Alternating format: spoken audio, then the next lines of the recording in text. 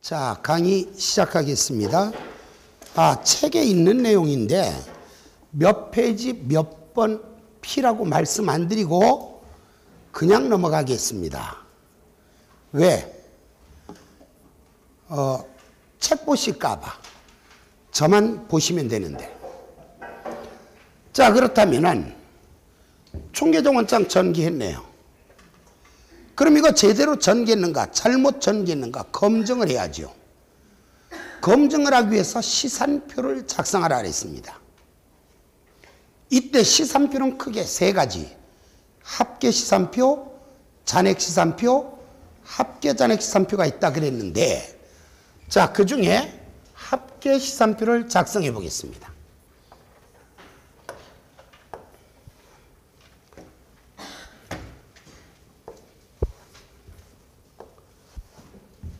합계시산표.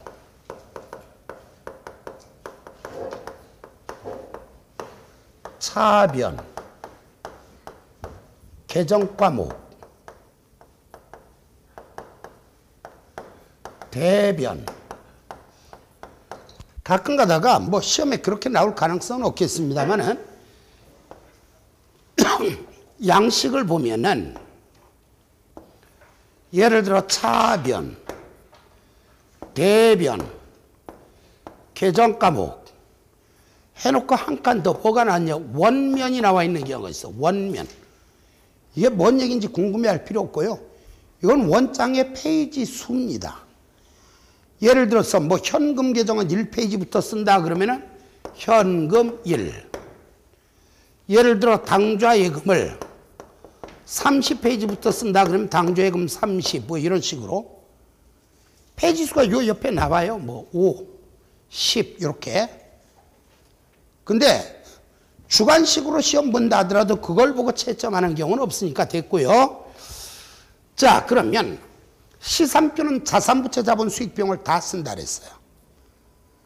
자, 여기서부터 쭉 내려가면서 요 순서로 자산에 해당되는 거 찾아볼게요.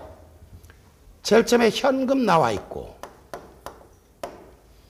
현금 다음에 자산, 건물 나와 있고, 다음에 자산, 상품 나와 있고, 다음에 자산, 외상 매출금 나와 있고. 더 이상 자산 없네요. 자, 다시 이제 여기서부터 이렇게 내려가면서 부채, 외상 매입금 나와 있네요. 더 이상 없으면 자본 씁니다. 자본은 이 회사는 자본금 하나밖에 없네요. 자본 다 썼으면 수익을 씁니다. 수익, 상품 매출이익 하나 나와 있네요. 비용을 씁니다. 여비교통비 하나밖에 없네요. 자, 중요한 것은 실무에서는, 실제 기업에서는 뭐 그 기업 나름대로 계정 쓰는 순서가 정해져 있기는 해요. 실무에서는. 그러나 국제회계 기준서 상에서는 순서 상관없죠. 물론 제일 처음에 자산 쓰고, 부채 쓰고, 자본 쓰고, 저는 수익 먼저 쓰고 비용 나중에 썼습니다만은 적지 않은 책은 비용을 먼저 쓰고 수익을 나중에 표시한 책도 있어요. 틀리다고 할 만한 근거는 없습니다. 근데 저는 항상 자산부채 자본 수익 비용 순서로 표시를 하고 있고요. 자산은 자산끼리, 부채는 부채끼리, 자본은 자본끼리, 수익은 수익끼리, 비용은 비용끼리 순서 바뀌는 건 상관없다. 왜? 그래서 앞에서 날마다 기준 외웠던 거 있죠? 재무제표 표시에 관한 기준서에서는 표시되어야 할 항목의 순서나 형식을 규정하지 아니한다 라는 규정이 있더라 라고 말을 했습니다. 자, 쓰겠습니다. 이거 무슨 시산표예요? 합계시산표죠. 총계정원장이 합계만 쓰는 게 합계시산표입니다. 현금 차변 거 다 더하면 100만 원이네. 대변가 다 더하면 65만 4천 원이네요. 따라서 현금 따라가다 차변에 100만 원, 대변에 65만 4천 원. 건물 차변은 다 더하면 40만 원. 대변은 없네요. 없을 때는 뭐 찍을 필요도 없고 X 칠 필요도 없고 빵 쓸 필요도 없고 그냥 건너뛰면 됩니다. 상품 차변합계 30만 원, 대변합계 10만 원. 외상매출금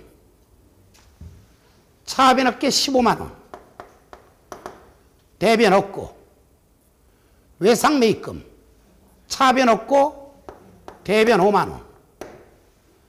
자본금 차변 없고 대변 100만 원. 상품 매출이익 차변 없고 대변에만 5만 원. 여비교통비 차변에 4천 원. 다 썼어요? 줄 긋겠습니다. 줄은 항상 많이 쓴 쪽은 많이 쓴 쪽이 왜 들어가? 금액 아래만 이렇게 한 줄을 긋고.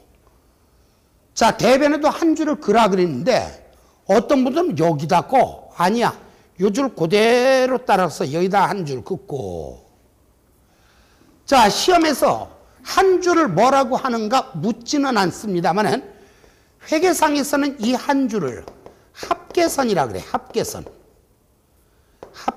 뭔 얘기냐? 한 줄을 걷으면 합계를 내라 이 뜻입니다. 내볼게요. 100만 원, 140만 원, 170만 원, 185만 원, 185만 4천 원. 대변합계 65만 4천 원, 75만 4천 원, 80만 4천 원, 180만 4천 원, 185만 4천 원. 이때 분계를 보면 각각의 분계는 개별 거래는 전부 다 대차 합계가 일치합니다. 따라서 이것을 전체를 다 집계시킨 전체 합계도 당연히 일치해야 되겠죠. 어쨌든 내용은 잠시 해보기로 하고, 합계 썼으면 반드시 금액 아래만 이렇게 두 줄씩 그어줍니다. 금액 아래만 두 줄씩 그어줍니다. 회계상에서는 바로 이 두 줄을 갖다가 마감선 또는 마감줄이라 그래요. 쓸 것이 없어서 끝을 냈다는 뜻입니다. 두 줄을 걷으면 더 이상 쓸 것이 없다. 다 끝났다는 뜻입니다. 이것이 합계 시산표입니다. 자, 그대로 이걸 지울 거예요. 지우고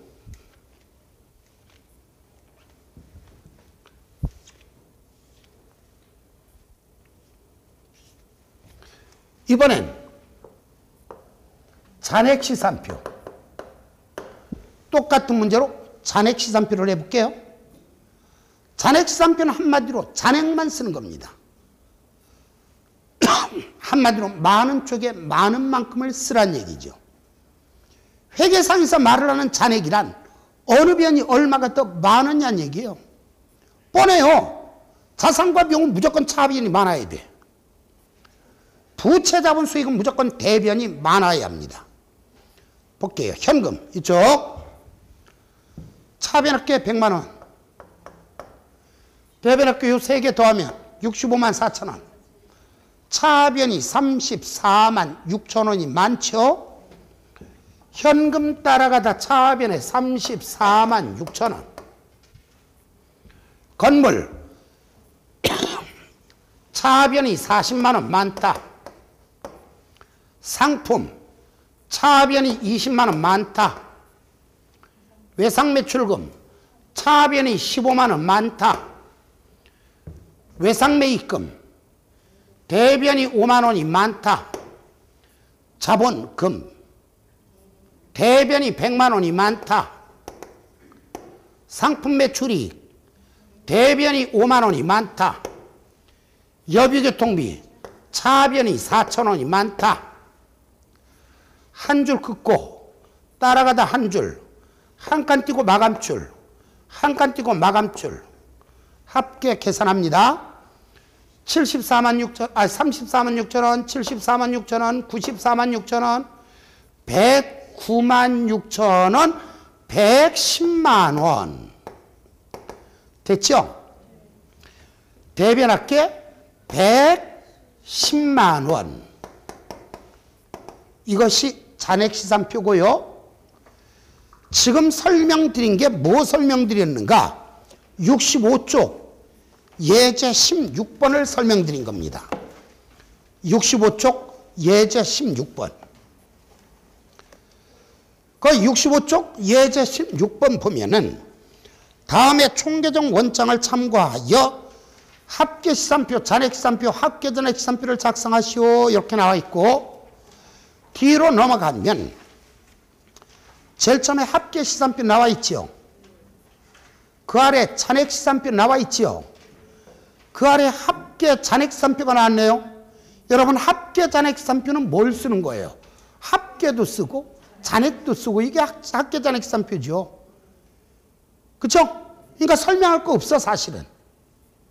그런데 참고, 실무에서는 세 번째 나와 있는 합계잔액시산표를 제일 많이 씁니다. 그런데 학습용으로는 저를 보세요. 학습용으로 가장 많이 쓰는 건 잔액시산표인데, 그 중에서도 잔액시산표 보세요. 이렇게 작성할 수도 있지만 잔액시산표는 이렇게 작성할 수도 있습니다. 이렇게 계정 형식으로. 여기 있는 거 차변에 있는 건 차변에 쓰는 것이고, 대변에 있는 건 대변에 쓰면 돼요. 제일 처음에 현금 차변에 34만 6천 원, 건물 40만 원, 상품 15만 원. 죄송해요. 20만 원. 외상 매출금 15만 원. 자, 이제 대변이네요. 대변 쓰라고 그랬더니 어떤 분은 여기다 써. 칸 띄우면 안 돼, 이렇게.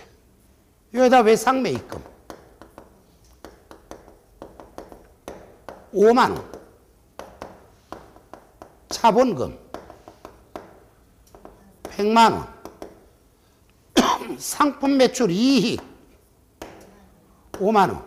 저는 그냥 이게 의미가 있는 게 아니니까 이해시키려고 하는 거지. 여기다 여러분들 찍 이익이 아니라 여러분 상품 매출 이익이고요. 그 다음에 다시 차변으로 넘어와서 여비교통비. 자, 우리가 뭐 객관식 시험을 보니까 쓰는 건 중요하지 않을지 모르지만, 주관식으로 표시를 한다면 이렇게 계정 과목은 시작과 끝을 맞추는 게 일반적이고, 숫자는 끝을 맞추는 거, 끝과 칸말을. 그래야 보기가 편하죠. 자, 쓸 거를 다 썼으면 줄을 그어야 되는데, 원칙적으로 줄은 이렇게 긋습니다. 줄 수를 비교를 해요.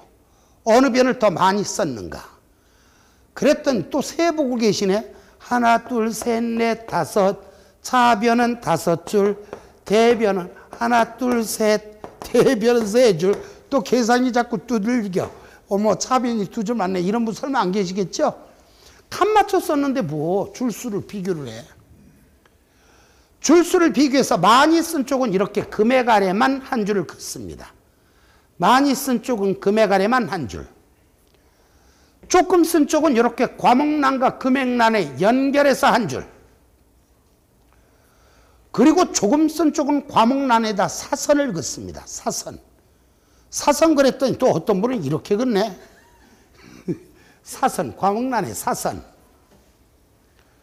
한 칸을 띄우고 금액 아래만 2줄씩. 금액 아래만 2줄씩. 금액 아래만 2줄씩.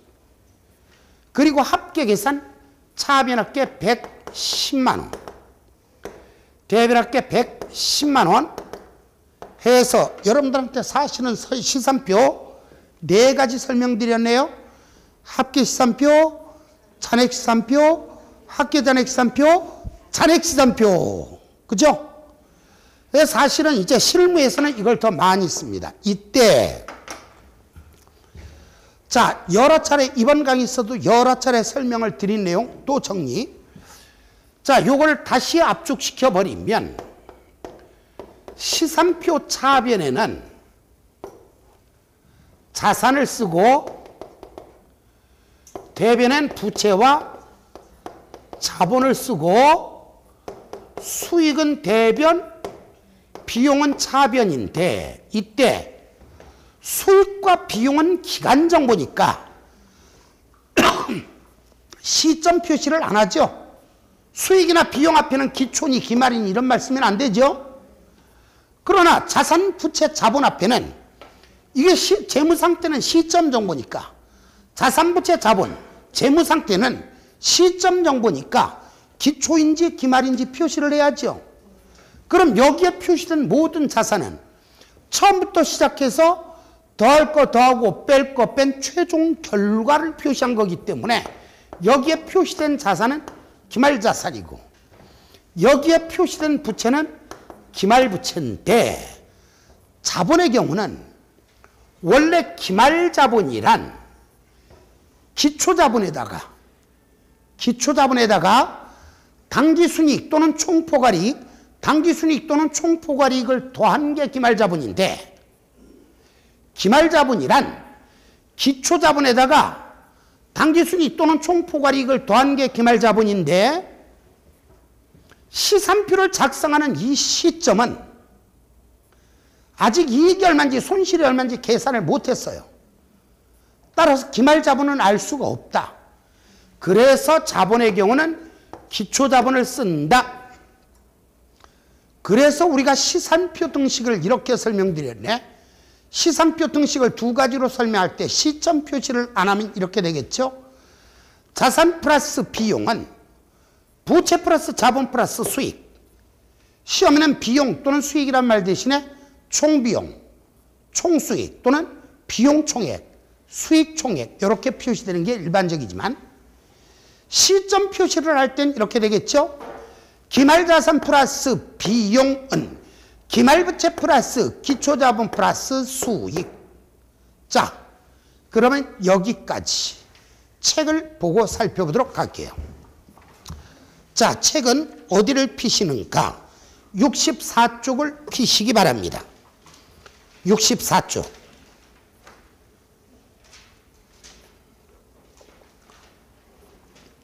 1번 시산표는 대차평균의 원리에 의하여 총계정 원장의 오류를 검증하는 표이다. 자, 읽어봤네요. 여러분, 시산표를 작성하는 가장 주된 목적 내자로 뭐라고요? 오류 검증. 이때 누가 물어? 어떻게 오류를 검증하나요? 그럼 뭐라고 해야 돼요? 대차평균의 원리. 꼭 글씨 그대로, 글자 그대로 대차평균 이 말이 나와야 되는 건 아니에요.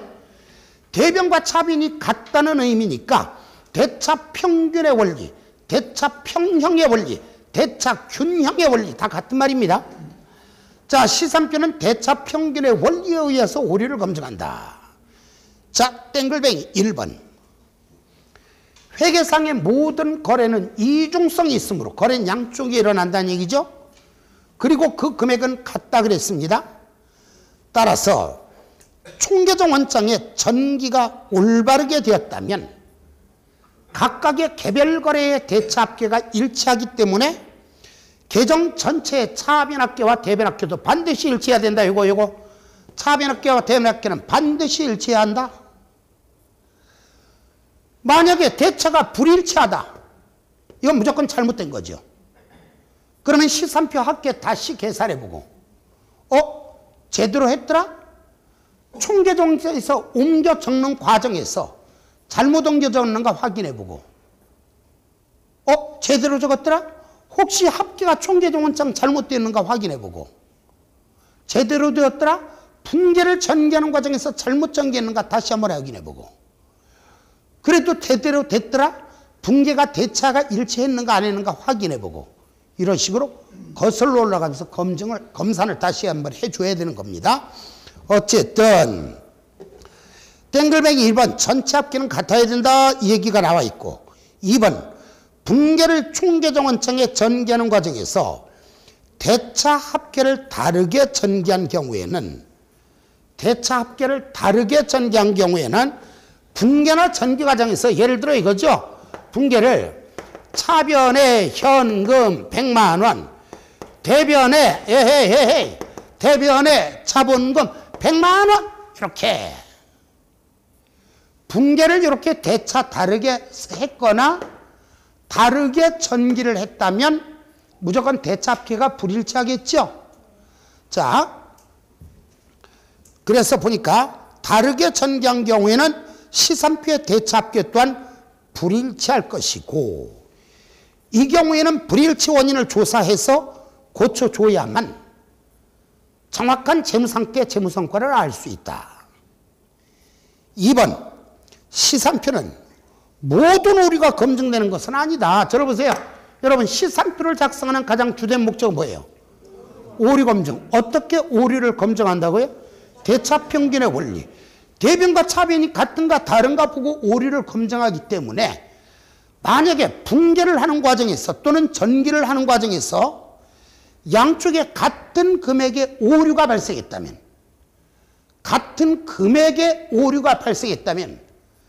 잘못된 건 사실이면 대차는 일치할 것이다.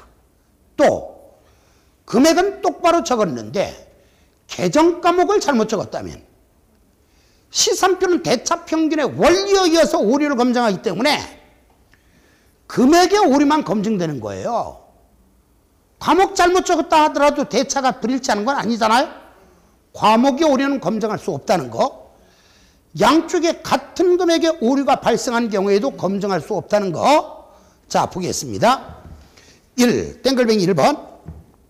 시산표는 대차 평균의 원리에 의하여 오류를 검증하기 때문에 금액의 오류만 검증할 수 있을 뿐, 계정 과목의 설정이나 전기에, 한마디로 계정 과목에 오류가 발생한 경우에는 시산표만으로는 오류 여부를 검증할 수 없다. 또한 대차 양쪽에 같은 금액의 오류가 발생한 경우에도 시산표만으로는 오류 여부를 검증할 수 없다. 이해하셨죠? 자, 그러면 시산표는 언제 작성하는가 봤더니 많은 책들은 결산일에만 작성한다라고 나와 있는 책이 많은데 아닙니다. 시산표는 총계정 원장으로의 전개에 대한 검증수단이기 때문에 결산일에만 작성하는 것이 아니라 필요할 때는 매일, 매주, 매월 작성할 수도 있다. 그러니까 시산표는 언제 작성하나요? 그러면 오류가 있었는지 없었는지 궁금할 때 이게 답이에요. 자, 그러면 시산표의 종류. 첫째, 어떻게 작성할 것인가? 작성 방법에 따른 시산표의 종류는 크게 세 가지가 있었습니다. 합계시산표, 잔액시산표, 합계잔액시산표. 이때 합계시산표를 보시기 바랍니다. 땡글랭이 기억번, 자, 1번에 합계시산표 나와 있고, 그 중에 기억번 합계시산표는 총계정 원장 각 계정 차변 합계를 차변에 쓰고 대변 합계를 대변에 쓴다. 결론 뭐예요? 합계시산표는 합계만 쓴다. 요 얘기죠. 자, 합계시산표에서 꼭 기억해야 될 내용이 있는데 니은번을 이해를 하셔야 돼요. 이론 문제로서는 합계시산표의 합계는 보고기간 중에 거래 총액을 나타내고 이것은 분계장의 합계와도 같다. 이렇게 나왔네. 뭔 얘기냐면, 자, 여기 보세요. 아까 총계정원장 차변합계가 185만 4천 원이었죠. 대변합계도 185만 4천 원이었었죠. 합계시산표 합계가 바로 이 합계시산표의 합계가 의미하는 것 뭐라 그랬는가? 보고기간 중에 거래 총액을 나타내고 이것은 분계장의 합계와도 같다 그랬는데 무슨 얘기냐? 자, 지금 65쪽에 있는 예제 16번 문제는 앞에 예제 14번 저것과 연결된 문제죠? 그럼 예제 14번 60쪽을 볼까요? 60쪽 피셨나요? 거기 보니까 거래가 박스 안에 거래가 있는데 4월 1일 날 총 100만 원의 거래가 있었죠. 5일 날 40만 원의 거래가 있었죠. 9일 날 30만 원의 거래가 있었네요. 30만 원 중에 25만 원 벌어주고 일부는 나머지로 주고 어쨌든 30만 원의 거래가 있었고 13일 날 15만 원의 거래가 있었고 15일 날 4천 원의 거래가 있었죠. 그걸 다 더하는 거예요. 100만 원, 40만 원, 30만 원, 15만 원, 4천 원. 다 돈 185만 4천 원이죠. 거 보세요. 합계 시산표 합계는 보고기간 중에 거래 총액을 나타내는 것이지. 그리고 이것의 합계, 자, 그 아래 분계 표시되어 있습니다만 저를 잠깐 보시고 저기로 갈게요. 이거 차변가 다 더해볼까? 100만 원, 40만 원, 4천, 185만 4천 원이죠. 이게 합계 시산표 차변 합계입니다. 대변 합계는 100만 원, 185만 4천 원이죠. 요거야, 요거. 합계 시산표의 합계는 보고기간 중에 거래 총액을 나타내고 이것은 분계장의 합계와도 같다. 이거 합계 시산표에서 기억할 내용입니다. 이번엔 잔액 시산표.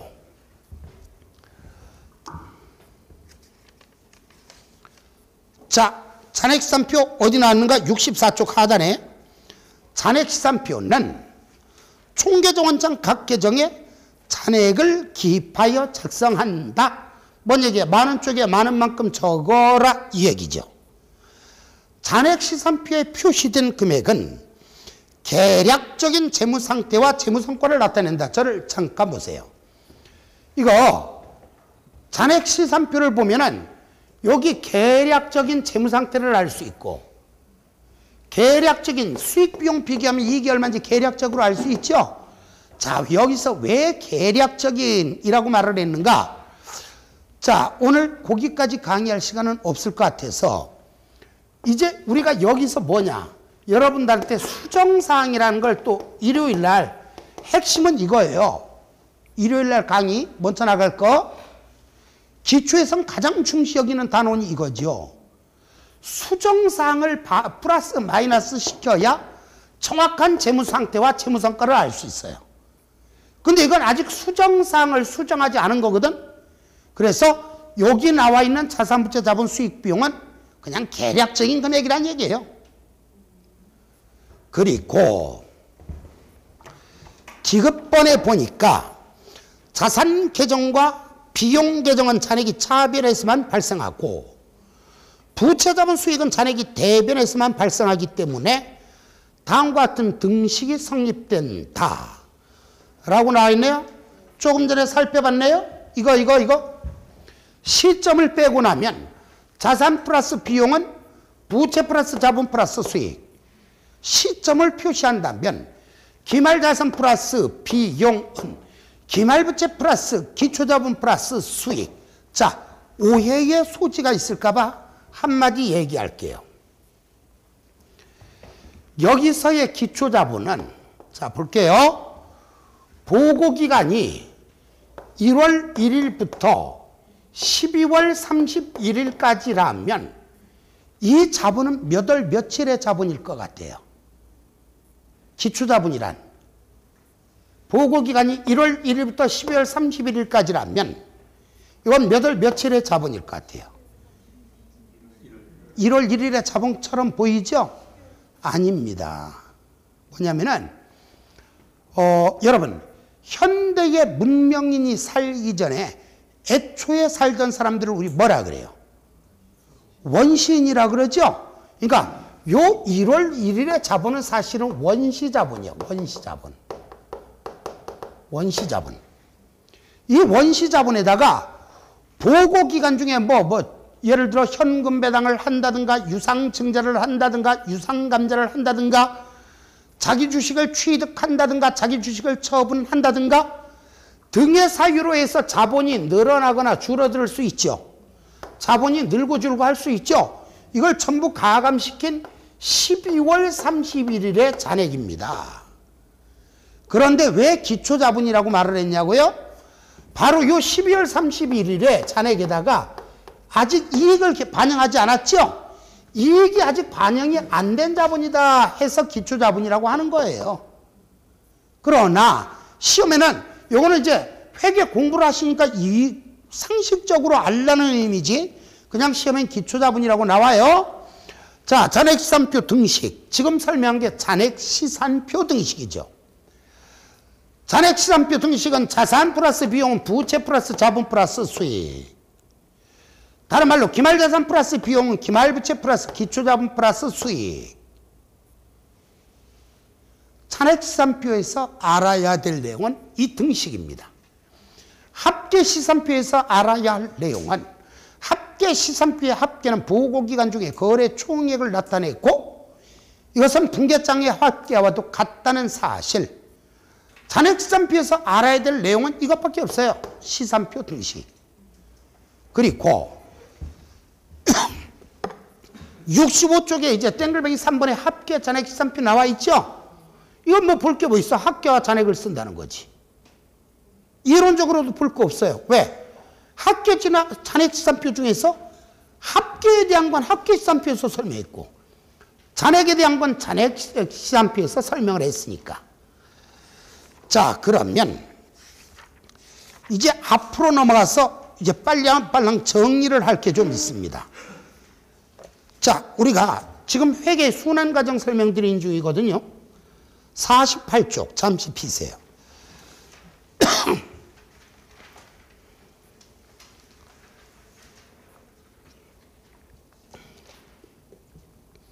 48쪽 박스 나와 있죠? 요거 확실히 이해를 하셔야 되는데 요거는 일요일날 결산 절차 설명하면서 설명을 드릴 겁니다. 그럼 뒤로 넘어가시고 이제 안 한 거 볼 것 같으면 52쪽 거기 거래 종류 나와 있는 거 이미 설명을 했죠? 거래 종류 나와 있는 거 설명했어요? 안 했어요? 거래 종류는 세 가지. 교환거래, 손익거래, 혼합거래. 여자가 없으면 교환거래, 여자가 있으면 손익거래, 여자가 있는 그 방에 남자도 같이 있으면 혼합거래. 그리고 그것을 이용해서 예제 8번 문제, 56쪽 예제 8번 문제 풀어봤잖아요. 그렇죠? 그러면은 예제 5번은 설명을 한다 그래 놓고 안 했죠? 여기서 설명하기로 했잖아요. 문제 풀 때. 예제 5번. 어머, 제 책에는 설명이 돼 있는데요. 그건 9, 10월에 설명한 거고. 자, 그러면 예제 5번 보겠습니다.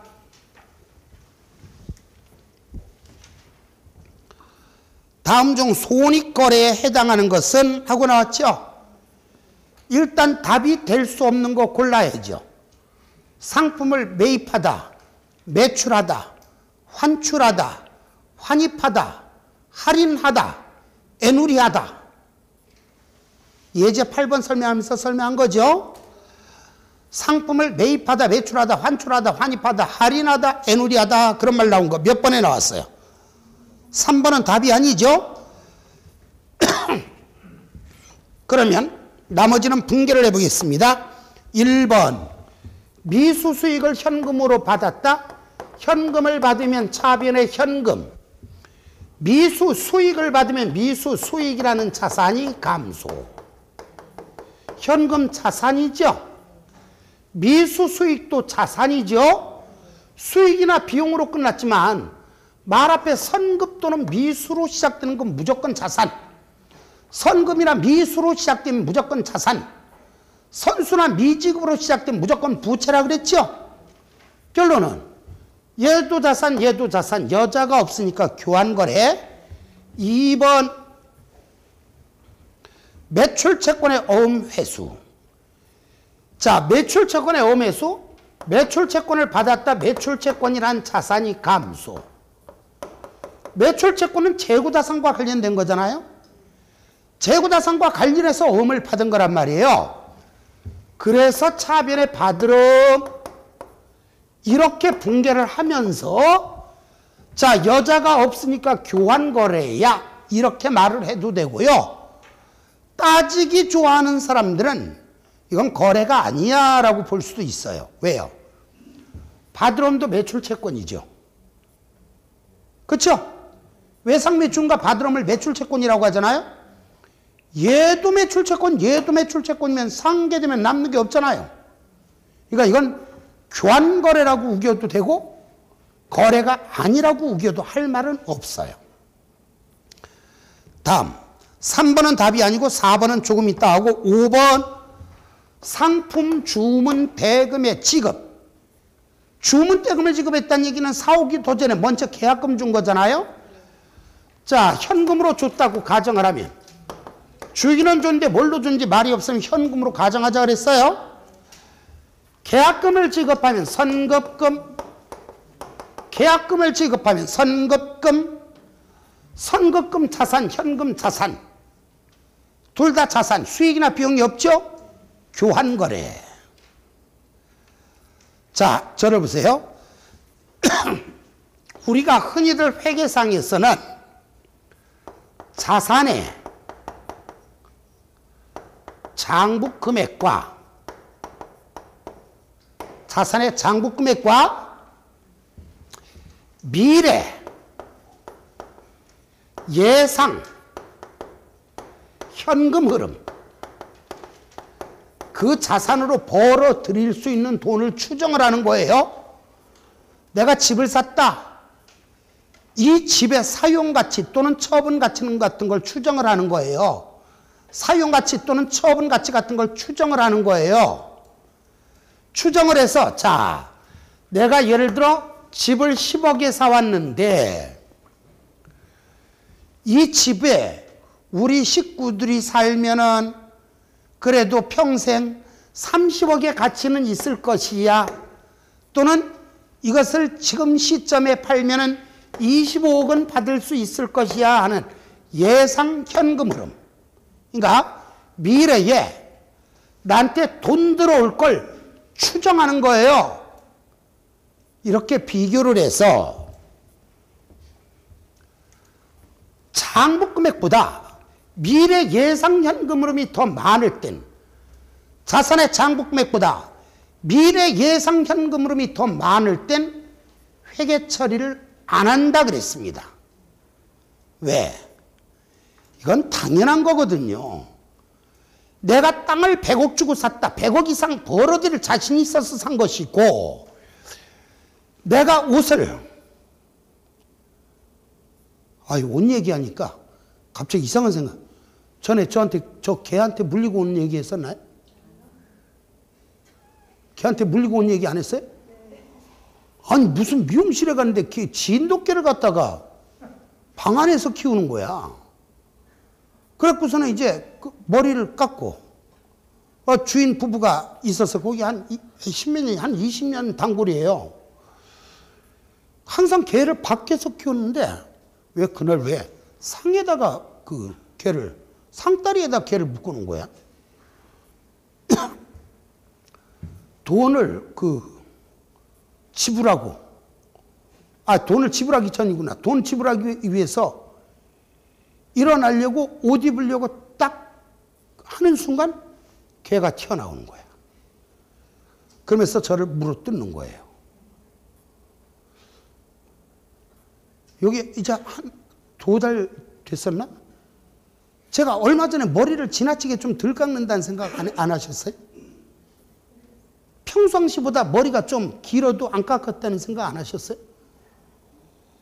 다른 데 가긴 그렇고 그 집을 가야 되는데 그 트라우마 때문에 못 가고 있었던 거야. 그래갖고 순간적으로 어떻게 급한 대로 일단 다리를 좀 부러뜨렸어. 여기 옷도 찢어지고 막아야 되잖아. 웃돌이 입을래다 웃돌이를 집어 던졌지. 웃돌이 난리 났어요. 그러니까 이제 그 남자가 순발력이 좀 늦었던 거야. 그제서야 개를 끌고 나간 거야. 갈래다가 생각하니까 이거는 아닌 것 같아요. 그래서 다시 가서, 그래서 제가 그냥 가면은 이거는 내가 볼 땐 말이 안 되는 것 같다. 그 보상은 해야 되겠다. 보상은 하는데 억울하지 않은 선으로 보상을 해라. 이 정도는 줘도 되겠지 싶은 금액을 달라 그랬어요.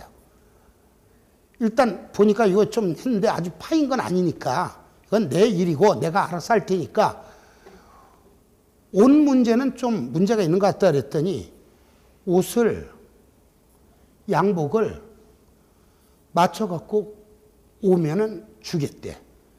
그래서 그건 말이 안 된다. 양복 한 벌 하면 이게 7, 80만 원은 갈 텐데 기본적으로 7, 80만 원이잖아요. 남자 양복은. 그렇잖아요.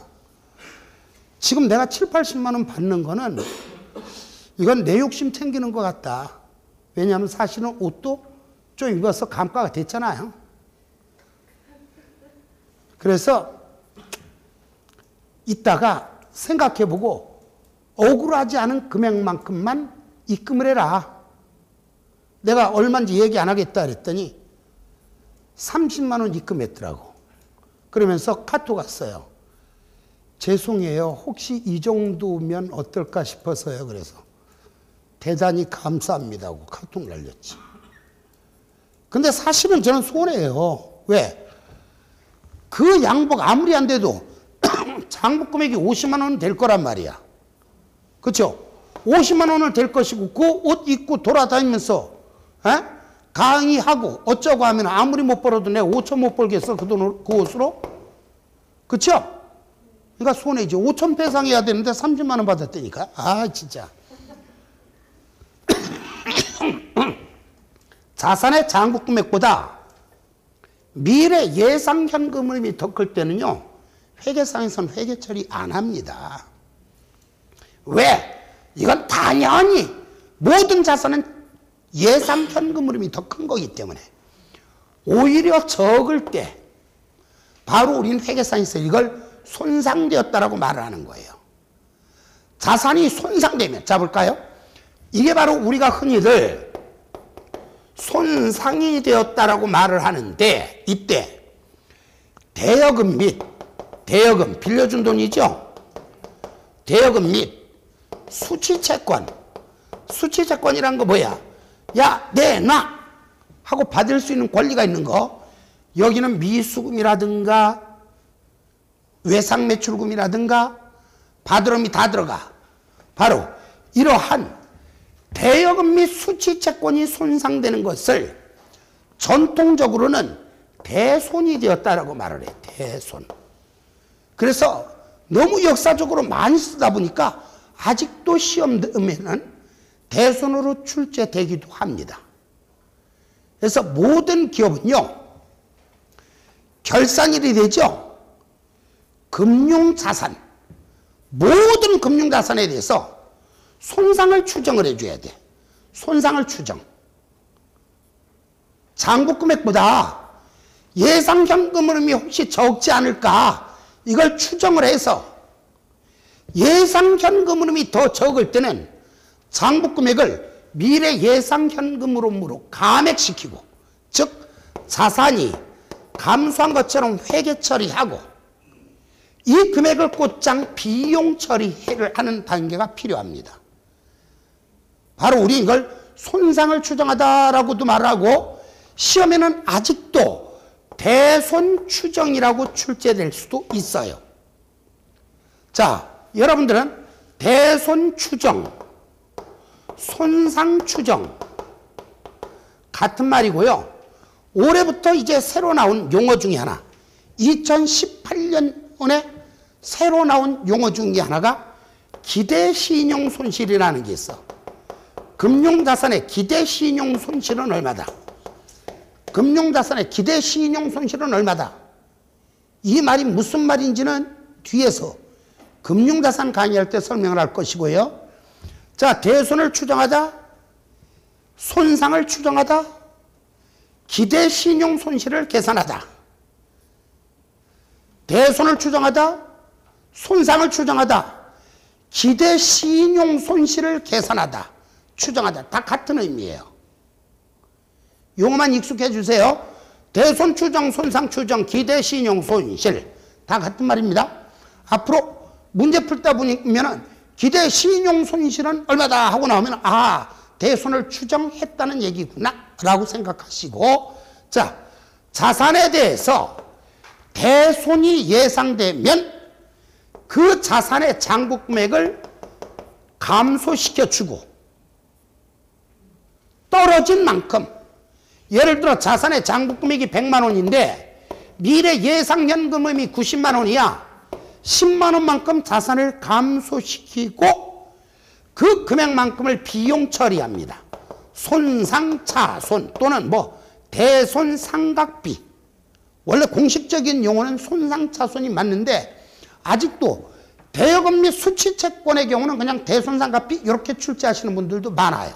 그러니까 자산을 감액시키고 그 금액을 손상차손 또는 대손상각비, 손상차손 또는 대손상각비 하고 비용 처리하는 것, 우리가 이걸 대손 추정이라고 말을 해.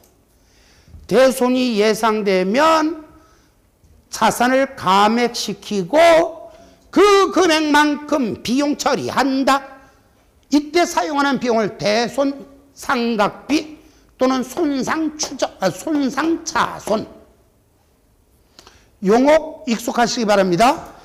대손을 추정하다, 손상을 추정하다, 기대 신용 손실을 계산하다. 같은 말입니다. 자, 어쨌든 대손이 예상되면 자산을 감액시키고 그 금액만큼을 비용 처리한다. 이때 사용하는 비용을 손상차손 또는 대손상각비. 결론은 4번은 뭐냐? 4번은 손상 추정하면 손상이 예상되면 비용이 생기겠군. 그렇죠? 비용이 생기겠군. 여자가 생기는군. 알았죠? 손익거래라는 얘기죠. 손익거래. 자, 그 다음에요. 53쪽에 계정 나와 있잖아요. 여기서는 지난번에는 이제 단순하게 금방 했는데 이번에는요. 여기서 설명드릴 내용이 좀 많아요. 이번엔 9, 10월 과정과는 달리 설명드릴 내용이 많아요. 따라서 오늘 설명할 수 있는 시간이 안 돼. 따라서 이번 일요일 강의는 바로 그 계정, 거기서부터 설명하는 내용 찾아서 설명하고 뒤로 넘어가서 결산 마무리 짓고 수정분계, 정리분계와 더불어